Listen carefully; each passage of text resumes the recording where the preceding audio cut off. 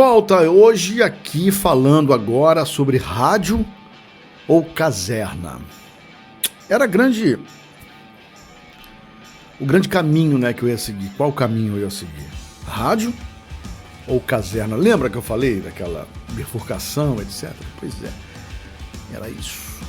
Então, se você tiver alguma dúvida, se você quiser rever os vídeos antigos, os áudios, aqui no podcast ou aqui no YouTube, fica à vontade para você entender a história. Mas eu tive o cuidado de um capítulo não depender de outro capítulo. Você pode ver esse capítulo, ouvir esse capítulo ou ler o capítulo sem precisar ter lido antes, mas tudo bem. Só algumas coisas que eu acabo colocando que, se você tivesse visto, você iria entender. Alguma brincadeira que eu faço, uma colocação qualquer. Bom, vamos lá então. Então, como vocês estão sabendo, o rádio era tão romântico. As mudanças que o tempo trouxe, eu estou trazendo para você agora todo o processo de atualização. Porque daqui a pouco o livro completa 10 anos, uma década. Então, muita coisa aconteceu. Não só na tecnologia, não só na comunicação, como na minha cachola também. Minha cabeça mudou. A cabeça da gente muda. Em uma década é o suficiente para mudar bastante coisa. Então, rádio ou caserna é o título desse nosso próximo episódio. Vamos lá. Aos 7 anos, eu me livrei de uma doença que chegou, eu ainda era recém-nascido. Tinha uma bactéria que me atacou. Aparecia sempre no verão. Aí ela seria morta quando o meu organismo produzisse uma espécie de anticorpos ao chegar aos 7 anos de idade. Bom, até aí eu ficava sempre desidratado no verão, mas aos 7 não houve mais nada. Eu estava curado. De repente, pum, acabou. Na minha casa, todo mundo venerava o Dr. Barros, que virou ídolo lá em casa, uma espécie de Dr. House pediátrico, né? Eu lembro dele.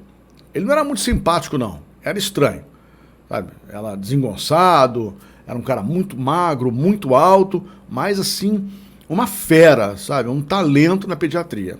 Aí com 12 anos, o rádio era o meu veículo de informação e entretenimento. Não tinha internet, televisão a cabo. Tudo que tem hoje, que prende a nossa atenção, não tem mais, né? Não tinha na época. Em 77, a Rádio Cidade entra no ar, né? Arrebentando correntes e fazendo a minha cabeça, girar. Isso já contei para vocês, estou só atualizando. Ditadura no Brasil, televisão PB, preto e branco, som grave do AM e minha obsessão por pirâmides. Essa agora, espero que você esteja sentado para você entender o grau de esquisitice. Eu coloquei na cabeça que eu tinha sido um faraó em outra encarnação. Pois é, você vê como é que era esquisito. Não havia vantagem. Até hoje, por exemplo, eu não vejo vantagem nenhuma em ter vivido no Antigo Egito, mas eu achava charmosa essa história, né? E, infelizmente, essa conversa de faraó não sensibilizou a Daniela, uma menina que passeava com o cachorro todos os dias às 9 horas da manhã. Acho que a mãe obrigava ela, porque uma menina de, 13, 15 anos não vai descer com um cachorro à toa. A mãe devia obrigar a Daniela a levar aquele cachorro muito fofo para passear. E eu colocava o despertador para ver Daniela passar. Olha que bonito. Ver Daniela passar dá até música, né? Tom Jobim fez algo parecido. Então, eu via a Daniela na moldura da janela do meu quarto em Copacabana. É muito romântico isso. Bom, voltando então ao assunto da pirâmide. Eu colecionava todos os tipos de pirâmide que aparecesse. Um amigo ia comprar, via uma pirâmide, comprava e me dava de presente. A pessoa me dava pirâmide. Eu tinha pirâmide em tudo que é lugar na minha casa, no meu quarto, né? Porque só eu era maluco. Era uma forma de homenagear meu passado. Realmente eu acreditava ter sido um faraó. Eu não sei se eu fui ou não fui, mas veja bem, né? O cara já é Juninho, já é um bibelô da família, não tem amigos, não tem namorada e pensa ter sido um faraó. Pô, não dá, né? Vamos combinar aqui que tá difícil o negócio. Por favor, eu peço aqui no livro, não desista da leitura. Se você chegou até aqui, segure que ainda vem coisa mais doida. E vem mesmo, peraí. Eu precisava saber o que seria de mim nessa encarnação. O que me aguardava? A menina Daniela, cabelos negros, um corpo escultural, acabou sendo uma amiga para andar de bicicleta, para passear com um cachorro, para falar bobagem. Mas um dia, a infeliz da Daniela se apaixonou. Se apaixonou e não foi por mim. Foi por um garoto mais velho. Dava a entender que eu não... Dava a entender, não. Eu não teria chance. Eu fiquei aborrecido, ainda tinha que ficar ouvindo ela falar do cara lá, tudo mais. Então eu fiquei nervoso. Para terminar minha angústia e ficar mais animado com a vida, eu precisava me afastar de Daniela. Aí eu chamei o cachorro dela de feio. Seu cachorro é feio. Daniela ficou danada e sumiu, né? Não procurava mais a Daniela também não me procurava. Soube depois que se mudou para cuidar de um canil com o pai em Teresópolis e hoje deve criar cachorro feio, até hoje. Bom, Daniela não iria se casar comigo, estava, né? Claro. Tinha olhos negros, os olhos negros de Daniela. Precisando saber o que me caberia nessa encarnação, descobri um médium. Um médium é um nome bonito para pai de santo. Um médium é bonito. Ah, eu vou num médium, né? Eu vou num pai de santo, é meio esquisito. Esse cara ficava num posto 6 lá em Copacabana, que dizia incorporar o espírito de uma velha escrava.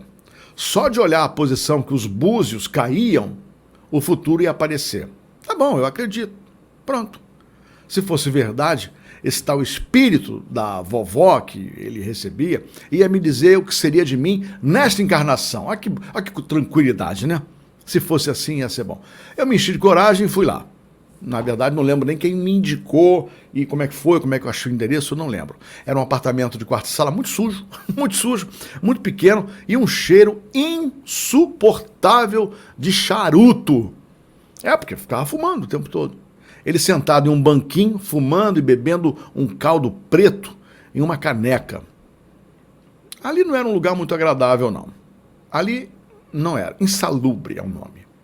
Havia um rádio desses aparelhos na época famosos, 3 em 1. Vou comprar um 3 em 1. Quem tinha grana comprava um 3 em 1. Era cassete, rádio e toca-discos.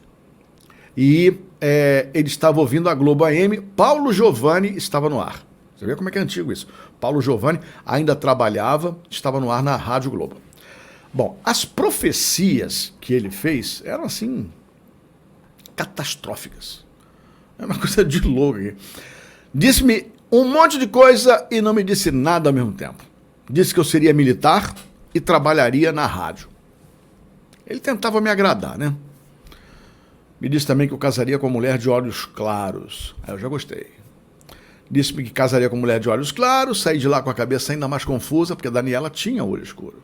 Daniela tinha 2 olhos negros, não seria. Seria militar, trabalharia na rádio, não adiantava apelar para a ajuda do além, não. Tinha que decidir eu mesmo o que faria na minha vida morna, sem sal, mas, precaução, né? Ficava de olho nas meninas de olhos claros. Aí lembrei logo que Daniela tinha olho preto e foi por conta disso. Meu caro ouvinte, meu caro espectador, meu caro leitor, respeita a sua crença. Eu acredito que existe alguma coisa após a morte, mas eu vou contar uma história aqui, que é braba, que me faz acreditar na vida após a morte. Eu perdi um amigo. Perdi um amigo num acidente de ultraleve. Ele ganhava para verificar se o ultraleve era seguro ou não. Olha aí que loucura, né? Então um desses não era seguro, ele acabou morrendo, o ultraleve caiu, ele morreu, o nome dele, Zé Ricardo. José Ricardo foi um grande amigo, um cara que me entendia, um cara que me tratava super bem, um cara muito engraçado, e a gente começou a ficar muito amigo e aconteceu isso.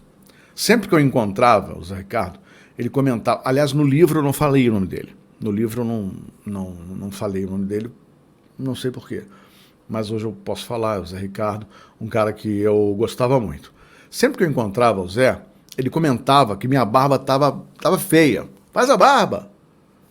Aí ele falou, vou te dar de presente uma lâmina.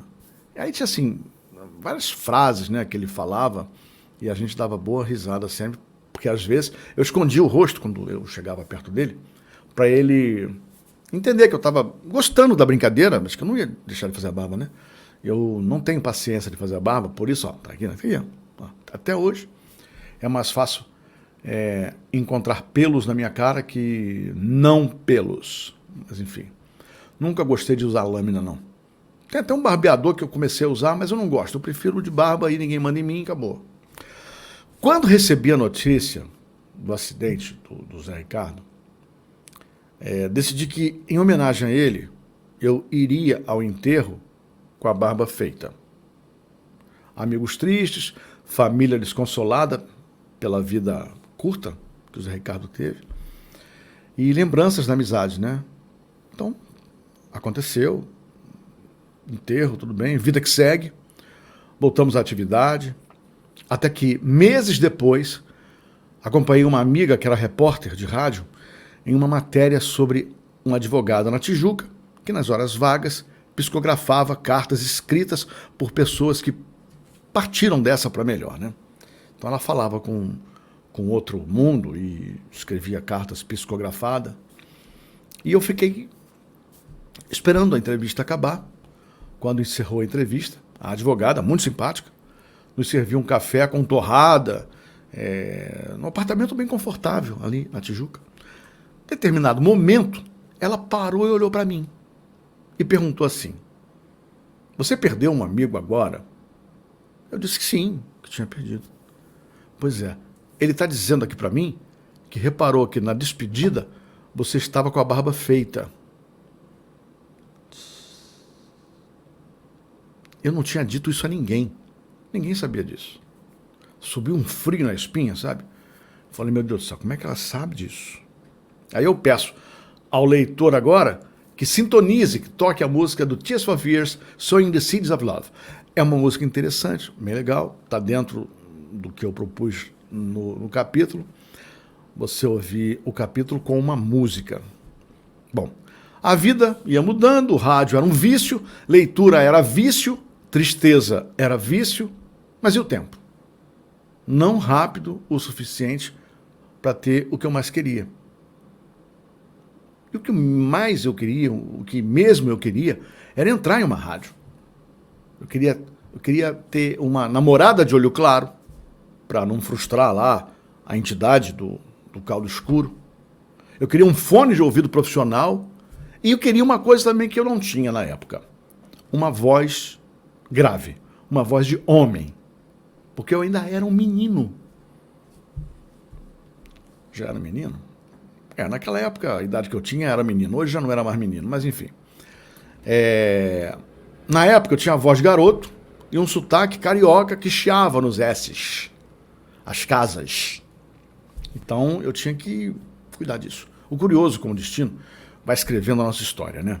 Mais tarde, depois de 50 anos, eu percebo como cada passo, cada atitude contribuiu para o meu sucesso. E também meu fracasso em algumas coisas. Como o destino encaixa as peças, tal um quebra-cabeça.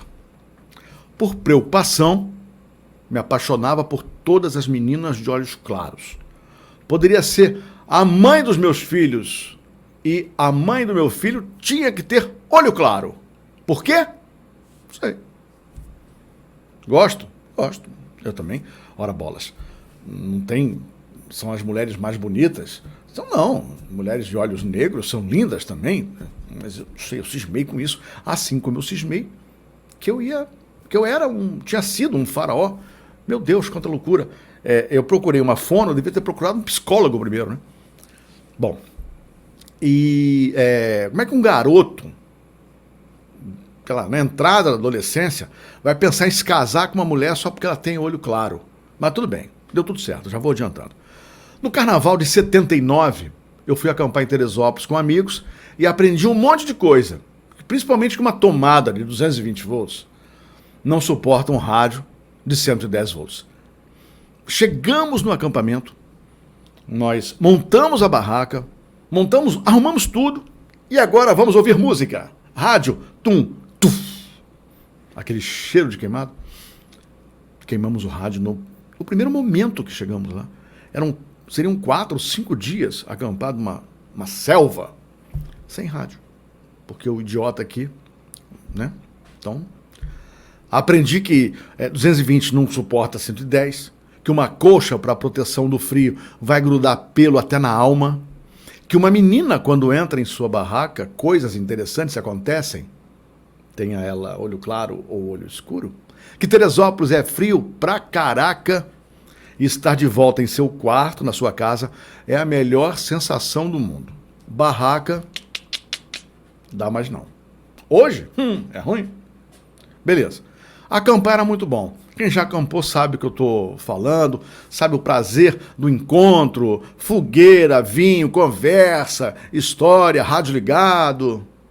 Nada bom quando se queima o aparelho, por isso que eu estava muito chateado. O desabafo que eu falei agora, barraca jamais, vai ficar um pouco para mais tarde. Eu ainda iria acampar por mais uns 2 anos.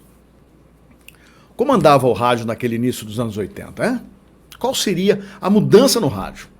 No país, porque falava em democracia, mas o presidente gostava mais de cavalo que de gente.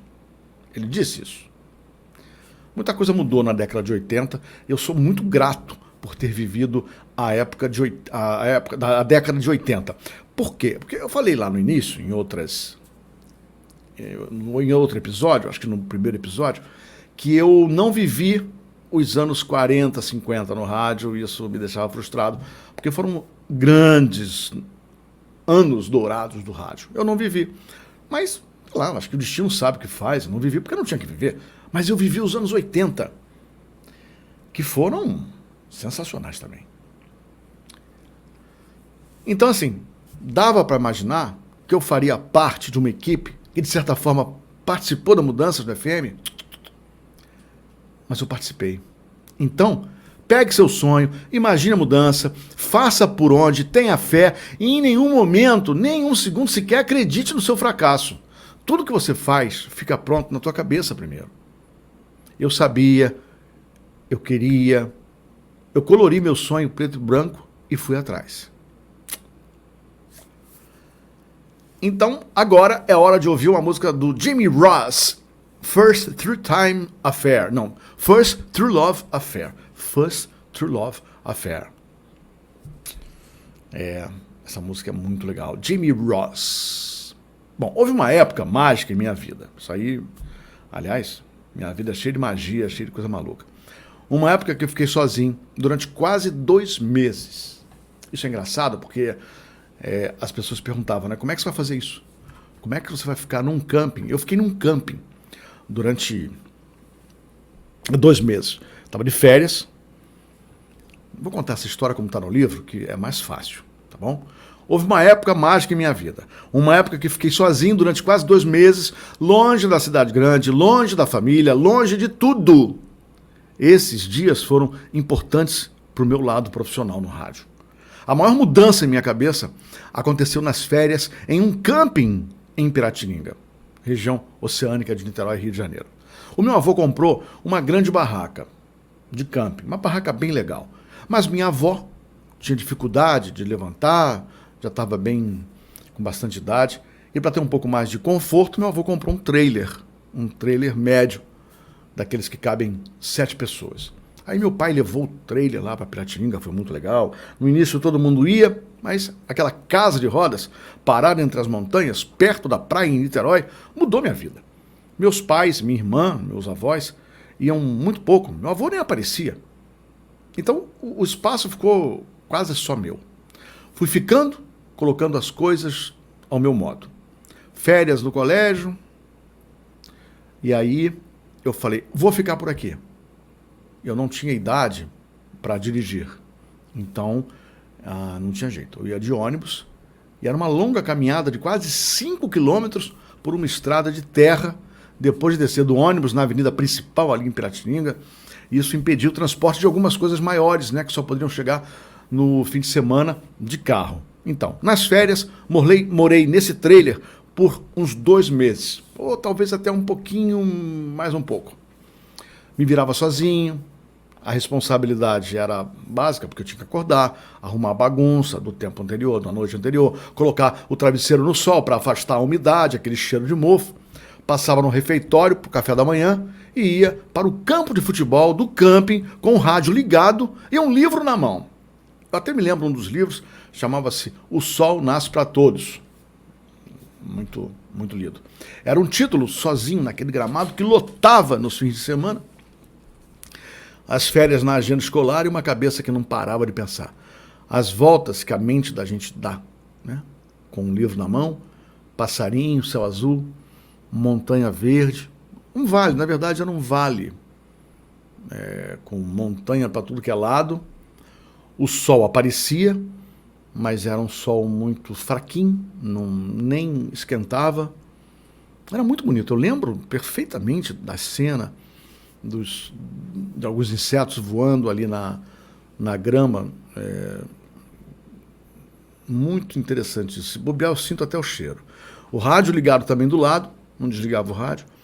Então, eu repetia o que os locutores falavam, né? Eu ia pro trailer, ligava o rádio no trailer, que tinha um som bem legal. E repetia o que os locutores falavam, ia percebendo o formato de programação musical, nuance de segmento, rádio a rádio, sabe? Rádio para jovem, para adulto, religioso, copo d'água com asa, com reza. Vamos rezar, bota um copo d'água aí, né? E Big Boy também falava-se em Deus, bebia aquela água sagrada. Tá? Tudo que você quer, a água sagrada que está em frente ao rádio vai curar você. Então o cara botava um copo d'água em frente ao rádio, a fé dele fazia aquela rádio ali fluidificar, ele bebia, os problemas estavam resolvidos. Pelo menos era uma água, né? Não era um caldo preto que me deu aquele enjoo danado. Bom, ouvia a programação até de madrugada. Aí dormia à tarde para poder ouvir a rádio madrugada, porque à tarde eu já conhecia a programação. Então, eu estava treinando para ser um bom profissional. Mas eu não entendi exatamente como é que isso ia se dar, né? Ser um bom profissional. O que eu precisava? Não tinha ninguém que me dissesse, vai por aqui, vai por ali. Eu fui tateando, fui vendo, né? Aí, nos fins de semana, apareciam mais barracas, começava sexta-feira, muita barraca, gente chegando, e mais gente para conversar. Aí um negócio engraçado. Eu conheci uma menina que também adorava rádio e música, sabia tudo que é música, bem rock and roll. Alguém com quem eu conversava sobre rádio, música, a cabeça um pouquinho esquisita também. Então, de repente, quando eu fui ver, eu estava namorando. Não tinha olhos claros. Era esquisita, mas era minha namorada. Ela também me achava esquisito. Era um namoro esquisito, né? A gente namorava no fim de semana, quando os pais dela iam acampar. Ela morava em Niterói e eu no Rio. Esse detalhe aí foi fundamental para o namoro ter sido por breves 8 meses. Acho que ela não me aguentou, não. Dependendo da paixão, eu botei aqui no livro, o que separa o Rio de Janeiro de Niterói pode ser uma imensa baía ou apenas uma poça d'água, né? Rio de Janeiro, Niterói, um monte de água no meio. Mas quando você está apaixonado, você vai até a nado, né? Então, para mim era um grande mar, né? Eu nunca ia a Niterói, ela sempre vinha para o Rio, ela chegava no Rio, ia para minha casa, às vezes chegava assim, sem comentar nada, sem combinar, chegava, porque não tinha WhatsApp, não tinha internet, não tinha nada. Chegava lá em casa, eu falei, ai, que bom que você veio. Bom, então, vamos lá. Vamos botar uma música agora. Eu sugiro a música Don't Stop Till You Get Enough, do Michael Jackson. Tá? Por quê? Foi no trailer, em uma tarde nublada, com a depressão em modo on, o sujeito meio para baixo, que eu ouvi a primeira execução de um CD em rádio. Era da música digital, a era da música. A era da música digital estava chegando e Paulo Martins, saudoso Paulinho, falava: agora, Michael Jackson, Don't Stop Till You Get Enough. Era na solidão do trailer que eu treinava a leitura em voz alta, imitava os locutores, comunicadores, os locutores de notícias, os comerciais e tudo mais que soava nas caixas de som de uma casa sobre rodas, mas que estava fincada ali, no Vale da Solidão e da Esperança Radiofônica. O Vale da Solidão. Poderia ter sido o nome do livro. O Vale da Solidão. Ia vender muito, porque todo mundo gosta de uma solidão, né? Vence. Bom, agora uma coisa engraçada é a seguinte: os pais das meninas, principalmente fim de semana, apareciam ali no trailer sem avisar, de surpresa, para verificar se estava tudo bem, né? E eu morria de medo de engravidar alguma menina. Eu tinha, 15, 16 anos, eu não queria engravidar ninguém, né? Mas aí, né, o meu amigo, muito preocupado comigo, me lembrou, o Carlito, meu grande amigo de infância, desde pequenininho, lembrou que para engravidar, quem quer que seja, deve haver uma relação sexual. E era justamente o que estava faltando, então eu não precisava ter essa preocupação, porque não havia. Só tinha rock and roll, tinha clima, né? O clima estava sempre pronto, música de fundo, luz baixa, aquele vinho vagabundo, sangue de bois, né? O pessoal chama de francês, sangue de boi, sangue de bois. Sexo que é bom não rolava, não. Mas tudo bem, não tem problema não. Também não rolava droga, muito engraçado. Nem cigarro, só rock and roll. A cerveja era a nossa única droga, mas o pessoal do bar não vendia pra gente porque a gente tava ali sozinho. Eu acho o seguinte, eles não vendiam também, porque se vendesse pra gente, a gente ia ficar doidão, ia tacar fogo no camping e eles iam ser prejudicados. Então melhor, né? Melhor não. A gente não queria problema, mas também não queríamos... Nós não queríamos cerveja. A gente queria mesmo a menina. Era mulher, né? Era mulher. Mas, se possível, sexo. Mas aí, como não tinha sexo, a gente começou a apelar para a cerveja. No fim de semana, quando nossos pais chegavam, às vezes esqueciam ou a gente escondia latas de cerveja nos refrigeradores dos trailers, das barracas, entendeu?